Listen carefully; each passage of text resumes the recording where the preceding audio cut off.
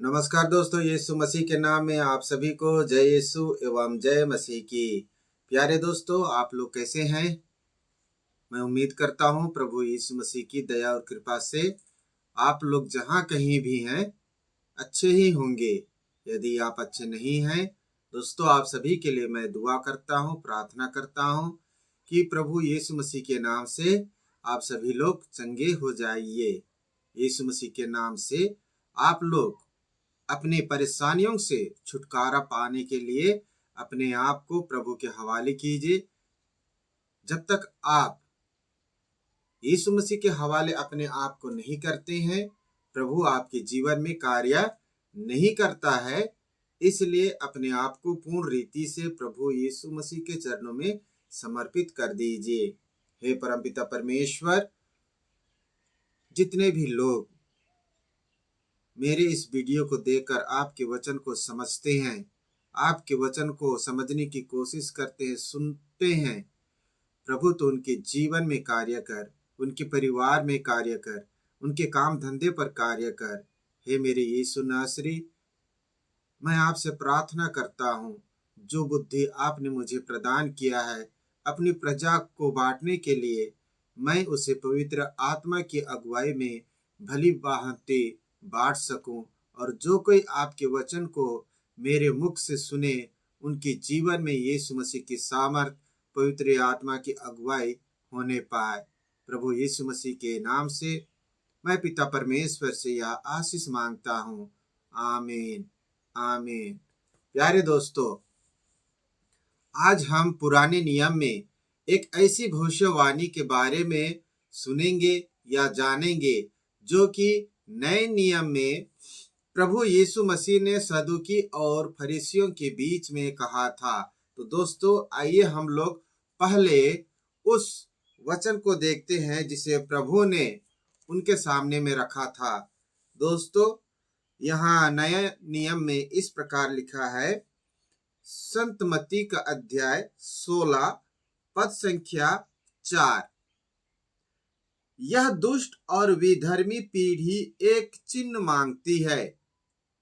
दोस्तों, जब हमारा प्रभु यीशु मसीह यरूशलेम में गए थे, तब वहां पर फारिसी और सदूकी लोग यीशु का परीक्षा लेने के लिए आते हैं और उससे स्वर्ग का एक चिन्ह मांगते हैं, क्योंकि प्रभु यीशु मसीह कहता था कि मैं इस संसार का नहीं हूं।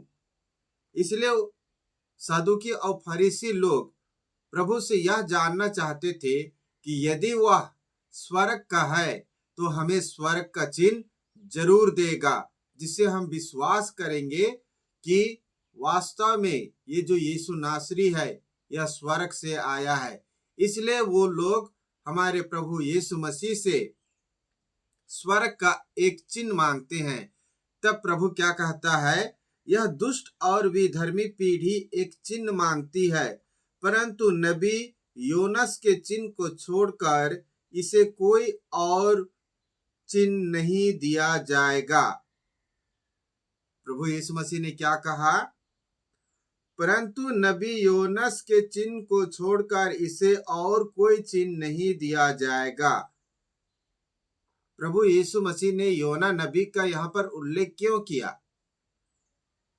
दोस्तों, ये सदूकी और फरीसी लोग जरूर योना नबी के बारे में, उस महानगर नीनवे के बारे में जरूर सुना था होगा, लेकिन जानते हैं ना कि कुछ कुछ ऐसे ढीठ लोग होते हैं, जब तक उनके आंखों के सामने कुछ करके ना दिखाओ तब तक विश्वास नहीं करते हैं। इसलिए प्रभु यीशु मसीह ने उनकी मन और उनकी चाल को जानते हुए ये कहा कि योना नबी के अलावा इन्हें कोई भी चिन्ह नहीं दिया जाएगा। दोस्तों, यहाँ पर हमारा प्रभु यीशु मसीह यह स्पष्ट रूप से इन सदूकी और फरीसियों को समझा दिया था कि प्रभु यीशु मसीह की मृत्यु किस प्रकार से होगी, हमारा प्रभु यीशु मसीह किस दिन, कितने दिन जमीन के अंदर रहेंगे। दोस्तों, आइए हम लोग उसे योना नबी के ग्रंथ में पढ़ते हैं। योना का ग्रंथ अध्याय 2 पद 1 में इस तरह से लिखा है, प्रभु के आदेशानुसार एक मत्स्य योना को निगल गया। प्रभु के आदेशानुसार एक मत्स्य योना को निगल गया और योना 3 दिन और 3 रात मत्स्य के पेट में पड़ा रहा। हालेलुया। प्यारे दोस्तों, जब योना नबी को हमारा परमपिता परमेश्वर ने, यहोवा परमेश्वर ने आज्ञा दिया था कि उस महानगर नीनवे को जाओ और वहां उपदेश दो, उन्हें दंडित करो, वहां घोषणा करो, वहां भविष्यवाणी करो कि 40 दिन के बाद नीनवे शहर का विनाश कर दिया जाएगा। लेकिन प्रभु यीशु मसीह की आज्ञा को योना नबी नहीं मानता है। परमेश्वर का आज्ञा को योना नहीं मानता है, क्योंकि उस नगर में बहुत ही दुष्कर्म होता था, वहां बहुत ही कुकर्म होता था, वहां भयंकर मारपीट होता था। इसलिए योना डर गया और वह तरसीस भाग रहा था। लेकिन जिस नाव में वह सवार होकर तरसीस को भाग रहा था, प्रभु ने उसे वापस लाने के लिए वहां पर भयंकर आंधी तूफान भेज दिया। उस नाव के मल्लाहों ने चिट्ठी डाली और चिट्ठी योना के नाम में निकला, और उन्होंने योना को पूछा कि क्या कारण है, हम इस तरह से समुद्र में क्यों फंसे हैं? उसका कारण तुम ही हो, क्योंकि तुम्हारे नाम का चिट्ठी निकला है। तब योना कहता है कि मैं परमेश्वर का एक नबी हूं, उन्होंने मुझे नीनवे भेजा था, लेकिन मैं तरसीस को भाग के जा रहा हूं। और दोस्तों, उन मल्लाहों ने योना के कहने के कारण ही उसे उठाकर समुद्र में फेंक देते हैं। और प्रभु की आज्ञा के अनुसार, यह साफ तौर पर लिखा है, प्रभु के आदेशानुसार एक बहुत बड़ा मछली आता है और वह योना को निगल जाता है, और योना 3 दिन 3 रात तक उस मछली के पेट में रहता है। दोस्तों, हमारे प्रभु यीशु मसीह ने यहाँ पर संत मत्ती के अध्याय 16 में पद 4 में उन सदूकी और फरीसी लोगों को स्पष्ट तौर पर समझा दिया, बता दिया कि जब मानव पुत्र अर्थात यीशु मसीह जब क्रूस पर मर जाएंगे, तब योना नबी की तरह ही वह इस धरती के अंदर में कब्र में 3 दिन और 3 रात तक रहेंगे। उसके बाद वह पुनर्जीवित हो जाएंगे। इसीलिए प्रभु यीशु मसीह ने यहाँ एक सीधे तौर पर ये जो भविष्यवाणी छुपा हुआ है योना के ग्रंथ में, उसी भविष्यवाणी को उन्होंने दोहराया है, रिपीट किया है उन सदूकी और फरीसी लोगों के सामने। और इसीलिए उनके यह कहने पर कि हमें कोई स्वर्ग का चिन्ह दीजिए, तब हमारा यीशु मसीह सीधे तौर पर कहता है कि यह दुष्ट पीढ़ी चिन्ह मांगती है, सबूत मांगती है, लेकिन इन्हें योना नबी के चिन्ह के अलावा कुछ भी नहीं दिया जाएगा।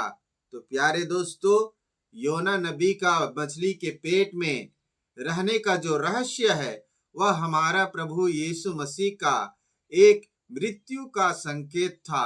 वह हमारे प्रभु यीशु मसीह का मृत्यु के लिए एक भविष्यवाणी था। वह यह दर्शाता था कि हमारा प्रभु यीशु मसीह के साथ भी यही घटना घटित होगी। हमारा प्रभु यीशु मसीह भी 3 दिन 3 रात तक कब्र में रहेंगे, फिर वह पुनर्जीवित हो जाएंगे। तो प्यारे दोस्तों, यह छुपा रहस्य आज आप लोगों के सामने खुल चुका है। प्यारे दोस्तों, यह वीडियो आप लोगों को कैसी लगी? अच्छी लगी है तो जरूर कमेंट कीजिएगा, और यदि आप नए हैं तो मेरे चैनल को सब्सक्राइब जरूर कीजिएगा। धन्यवाद। प्रभु यीशु मसीह की आशीष आप सभी को मिलती रहे। आमीन।